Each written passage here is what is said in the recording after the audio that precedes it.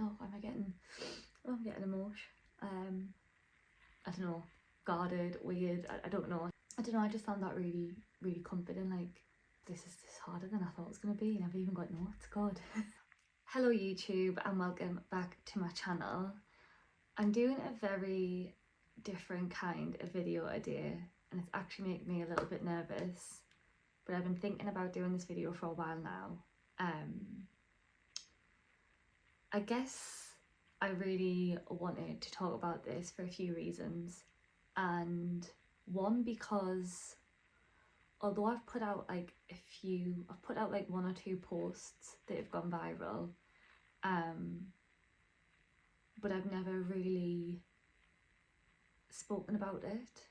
Like, I've answered a few questions here and there, and I've shared snippets, but I've never really sat down and spoke about it in like one big thing. And I think I wanted to share sort of my story, I guess, because honestly, since I put those posts out across like my Instagram and my TikTok, the amount of messages I have gotten and still get, like I even got a message yesterday, is unbelievable. And I guess I kind of want to do this just to like maybe help people, because although I never felt alone when I was going through it, it was lonely in the sense of, oh God, like, is this just happening to me? Like, you don't see it happening. But then actually when I put it online, oh my God, like the flood of messages I got about people, oh my God, I'm going through this right now. Oh my God, I want to do this, I want to start again. Like, how, like, it was just mind blowing. And I constantly get messages around advice and things like that. So I just thought if I put this out there, it'd be helpful to somebody. So that's what I'm aiming for. So this video might not be for everybody, but I think for those who are going through it, it might be helpful. It's also really weird because I'm somebody who is online. I create content online, I put my life online, and looking back, I wish I did speak about it online when I was going through it. But like at the time when I was going through starting again, I couldn't. Like, I think because like there was a lot of stuff financially going on with like me and like the house and selling it. And I don't know, I just, because everything was so up in the air, I just couldn't bring myself to like see anything. I had quite a lot of people messaging me though, being like, oh my God, Sarah, have you moved? Oh my God, have you redecorated?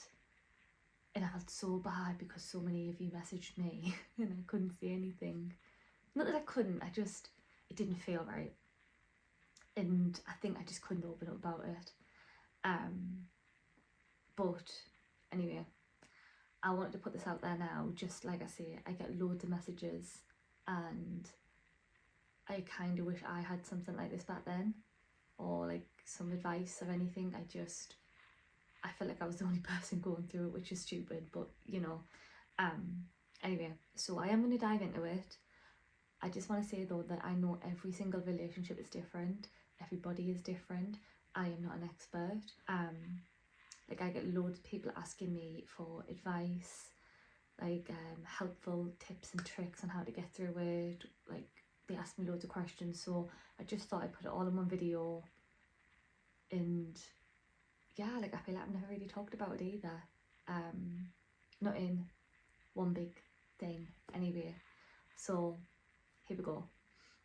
Like, I'm also going to apologise if I'm a bit I don't really do well with opening up about my feelings, and I don't know, this was such a big thing that happened in my life and I went through a lot of emotions. So if I'm just a bit like, I don't know, guarded, weird, I don't know, it's just, I don't know. I'm sorry if I'm weird, because I know there'll be a lot of people who are watching this who follow me, who know that I'm very open and honest, but yeah, so if I'm a little weird, just bear with. So for anyone who doesn't know me, I'm Sarah. I'm 33, but when I was 29, I decided to start again. My 30s were approaching, and I'll kind of come onto the why in a second, but I made the decision to leave a 12-year relationship. I had a house with my partner at the time. I'd been there 5 years. I decided to leave the house. I left all of my belongings, like I'm talking furniture, everything I'd accumulated in those 5 years. The only things I took were like my clothes, my makeup, my house rabbits, and I moved back in with my parents. Now I know I am extremely, extremely lucky to have been able to have done that. My parents had the room for me. I know I'm really, really lucky. I know some people are not that fortunate. But yeah, I decided to end that chapter of my life and start again. It was the hardest thing I've ever done. Not gonna lie, so hard, but it was the right decision. And yeah, I guess the catalyst of it all was me approaching my 30s, and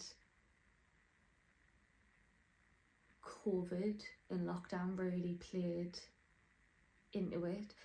The only way I can describe it, again, I know every situation is different, every relationship's different, but for me, there was a lot missing. And I think I always knew in the back of my mind, but I just was like, no, this is normal.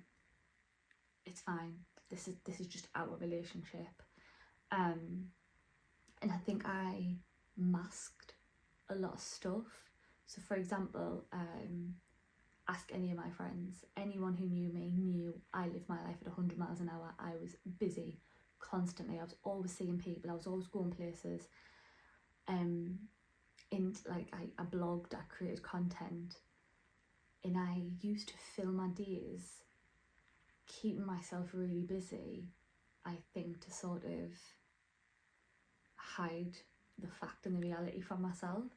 And it wasn't until COVID hit, when we couldn't do anything and we had to slow down, we had to stop essentially, that actually it made me realise, actually I am really lonely, and I am really unhappy, and there's a lot missing. And it was just really sad, for the both of us, not just me. It was sad. So that's really what drove me to start again. And I kept asking myself, like, am I happy? No, I'm not. There's a lot of things I wanted in life, and I don't know, I was like, I want to live my 30s differently the way I lived my 20s, and I can confirm that 3 years into my 30s I'm living the life exactly the way I wanted to. So I guess that's just the beginning of, I'm getting emotional. That we are not doing that. I guess that's just a little bit of what sparked it, I guess, and I don't want to sit here and, you know, go into detail because it's not fair. I'm actually going to go through some questions that I get asked quite a lot that I think would be really helpful. So I'm going to go through them. So one thing I always get asked is, how did I know it was over? Was there a chance of getting back together? I think I knew it was over a good while before it actually ended. I think a lot of people mentally leave before they physically leave. And it was really weird because although when I physically left and I took all my stuff, honestly, like, I cried so much. It was really, really difficult. but I also got comfort in the fact of, you know what it is, like, we're just not right for each other, and that's okay, because we'll find people who are right for us, and we're both going to be so much happier. And I truly believe that, and that is what's happened. I don't know, I just found that really, really comforting. Like, you know, it is like when we're not good together, and that's okay, because we'll find other people that we will be really good together with, and that's all right. And I get a lot of messages where, and it's happened a lot quicker than that, or it's come as a surprise or a shock. And one question I would just get you to ask yourself is, are you happy? And for me, that's a simple yes or no answer. You should be able to answer it quickly. And again, if you're not happy, it's okay to admit that, but you've got to take those steps to then find that happiness and what makes you happy for the both of you, not just you. Sometimes I always say, what if your friend was going through that, what advice would you give them? Because you should take that advice. It shouldn't differ for you. I get questions around, or actually responses on, oh, well, I'm really not happy, but I'm really worried about, you know, what people are going to think, what my friends and family are going to think, what their family are going to think. And I mean this in the nicest way possible, but you are not the main character in anybody else's story other than yours. Every single person is going to have an opinion. However, like I say, you're not the main character of their story. They're going to have an opinion and carry on with the rest of their day. Do not let it impact you or your happiness, because, don't get me wrong, it's hard. I've been there. I have been there. But you've just got to focus on you, in your thoughts, in your feelings, because it's your life. And life is way too short to be living it because of somebody else's opinions. One question I always get asked about is communication. I've had loads of messages where people are like, oh, they keep messaging me, I'm messaging them back, like I don't know what to do, it's confusing me, blah blah blah. It is hard depending on the situation. Like, some people, you know, you've got kids, you've got houses together, like it is really hard. Like for me, we had a house to sort out, and it took 18 months to sort it out. So it was a long process, it was a long time. If I'm honest though, like, where you can cut ties on communication, I would do that. Just because it's easier for you, it's easier for the other person. If you have to keep in contact, because like I say, you might have a house, you might have kids, one thing I would try to do is set clear boundaries, because it's just easier. Because if people are not clear on where they stand, you know, things can get miscommunicated, and then that's when it can get nasty. Like, breakups are never nice, but especially when you're still in contact, it can easily go from nice and civil to quite angry, and it's just natural, it happens. So we set quite clear boundaries of, we are only going to talk when it's something to do with the house, and that's it. Because I mean, like, there's a lot of emotion, people easily get angry or upset, and that's fine. But yeah, I would either cut ties or set clear boundaries. Just makes it easier for everybody. One question, I keep saying one question, I get a lot of questions, but a popular question I get is around, like, you know, like, what did you do to heal? What did you do to, like, start to move on and sort of pick up the pieces of my life? And so I got back to my mum and dad's. I remember the day I collected all my stuff, literally had the rabbits, there was stuff everywhere, black bag, I only had black bags, I just had black bags of clothes everywhere, shoes, the rabbits were running around. God, I remember I cried my eyes out. It was awful. I cried my eyes out that much. And my mum was like, you need a stiff drink. Like, you need a stiff drink. And I tell you what, actually, the first few days that I moved back home, it was lovely. That sounds weird, but I'd spent so long feeling lonely, and to be back home with my mum and dad, again, I know I'm really lucky, but it was just nice. Like, there's a few things, but one thing I was just like, I felt like I was on the journey of being happy, and I was like, right, I know what I want. Like, I'm manifesting this life for myself, and what am I going to do to get there? So I was like, right, I need to fill up my cup, I need to focus on me, and I did just that. So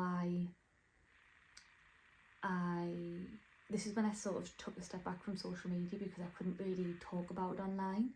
I didn't want to. I just couldn't. Everyone who knows me knows I'm quite positive, and what was I going to do? Like, hi Instagram, just to let you know, I'm living at my mum and dad's now, because I've left my partner and my house.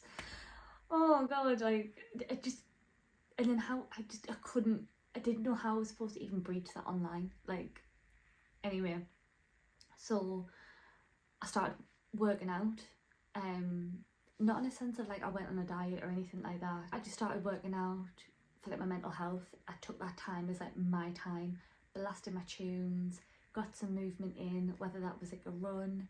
I used to go on loads of walks with my mum. I'd sometimes do a little workout upstairs with some weights. I used to do a lot of self-care, so I used to do a load of like face masks in my bed, reading or watching like DVDs I haven't watched in years. My Saturday nights consisted of like a bath, a nice cocktail, again watching the telly, good food. Sunday mornings, I remember like me and my mum would get up dead early, we'd go get a nice little coffee and we'd walk around the seafront. I'd spend a lot of time with my friends, just focused on me. And even with work, I put a lot of effort into work. I got promoted. So yeah, I just kind of like focused on me. I even started therapy, which I'll go into in a little bit, but so I just spent time focusing on me, making me happy, put myself first, filling up my cup. And a big one was energy and mindset. And I know these things are really hard. Like, when you are in the trenches of a breakup and you are sad, crying, it is hard to change that mindset. And don't get me wrong, it wasn't always like rainbow and sunshine for me. Like, I was very up and down, because obviously you compare, and you know, like, I was 30 now and a lot of my friends were married, planning on having kids, and I was newly single, and I get that. And I guess I'm a big believer in like everything happens for a reason, so I know that I'm on my own path, my own journey, and everything that's going to happen will happen when it's ready to. But I remember I had a few people who were like quite upset and being like, oh, are you not angry that you've wasted that time? Are you not angry that you can't get the house sorted straight away? Like, why are you not angry? And I was just like, I could waste my energy being angry and upset, or I could put that energy into being really productive and making myself happier. And I chose the latter. A lot of people being like, oh, I bet you regret wasting all that time. And I actually don't. I have no regrets. I don't see the point in having regrets, because you've nothing you can do about it, so why sit and dwell on it? But again, I'm a firm believer that everything happens for a reason, and things happen because they were meant to. And God, if I'd left sooner or changed anything about that, wouldn't have the life I have now. But mindset was a big one. I did read a book, and it really, really helped me. see the positives. I'll put what the book is down below. I've got it still. It's put away.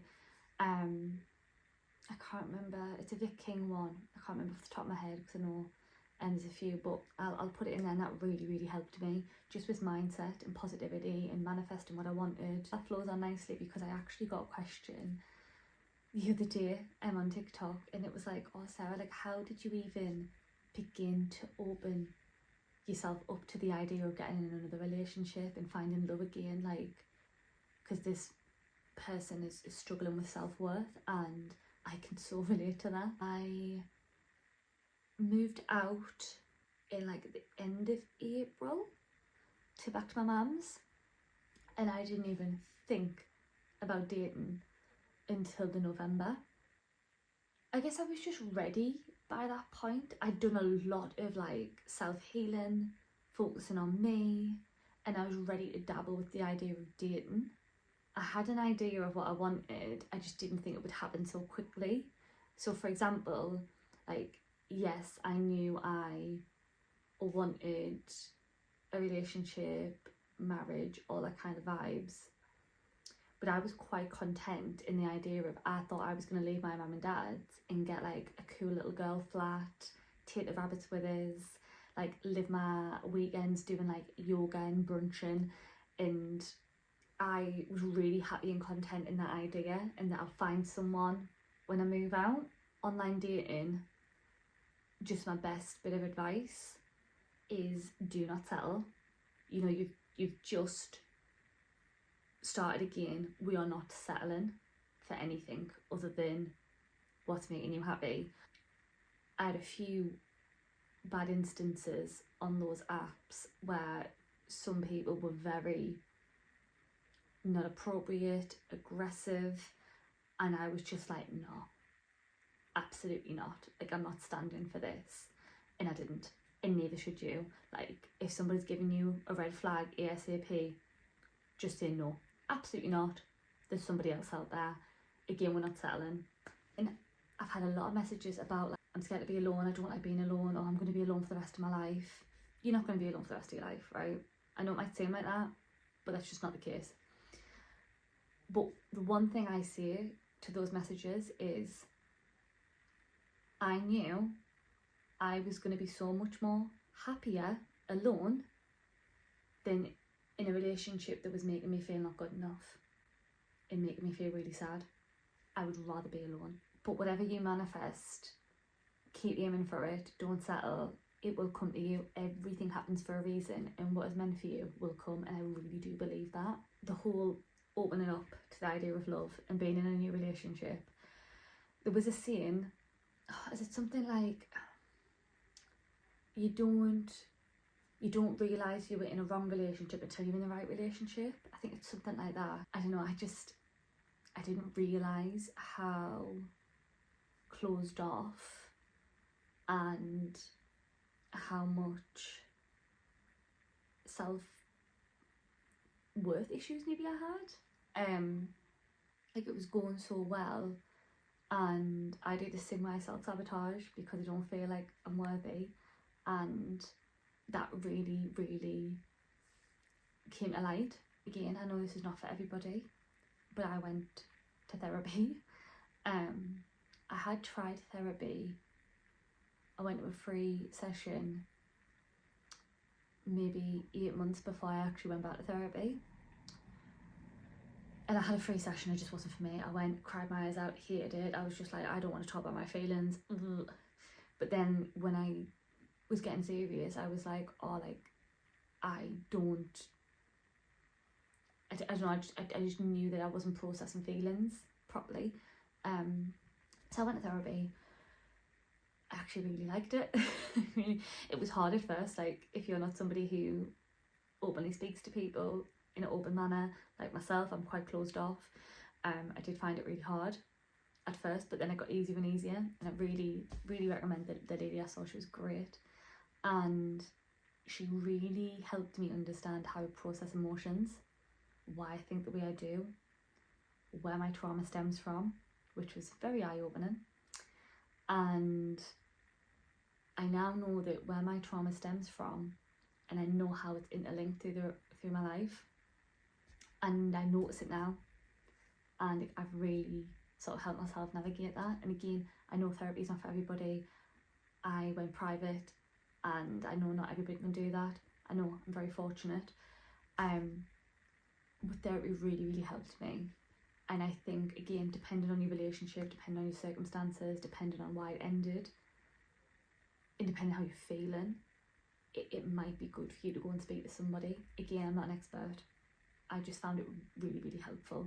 Now, I know a lot of people are like, oh God, you know, I'm comparing, like I'm single and all my friends are married, got kids, whatever.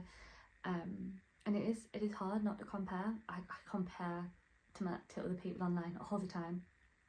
Everything happens for a reason, and what is meant for you will happen on your timeline when it is meant to. But also things happen quicker when you're older. So don't think that you're going to find somebody and then it's going to take 10 years to get engaged and all that kind of stuff. It's not. Like, when you're older, things happen quicker. And you know what it is? Because you're happy, nobody questions it. Within a year, we were looking for houses. When I told people, nobody was shocked or surprised. They were just really supportive. Things will happen quicker, but it won't feel quick when you're in it. So I'm just coming in here because I feel like these videos are always hard for me to film, because when I go away, I'm like, oh, I should have said that, oh, I should have said that, oh, I should have said that. But there was 2 things that I really wanted to add to this video, so I'm just popping them at the end. One thing that creeps up, which I can't relate to, but there's a lot of people who tell me their stories and it involves like cheating, and that's why the relationship is broken up. And there's something I really want to say to anybody who's going through that, because I just think it's really important, and I know you'll probably get this from your friends, but them being dishonest in that way has absolutely nothing to do with you. And I know that might seem really hard to believe, but honestly, it's true. Like, I think when something like that happens, there's a reason for it, and it's their problem and issue that they've got to deal with. Like, something's going on with them, and I would hate for you to be sitting there thinking, what's wrong with me? Why am I not good enough? It is not your fault. And yes, it's sad and it's heartbreaking, but the best thing I would say to you is, obviously it's hard and I don't know the situation, but if you do not want to be treated like that, you don't deserve to be treated like that.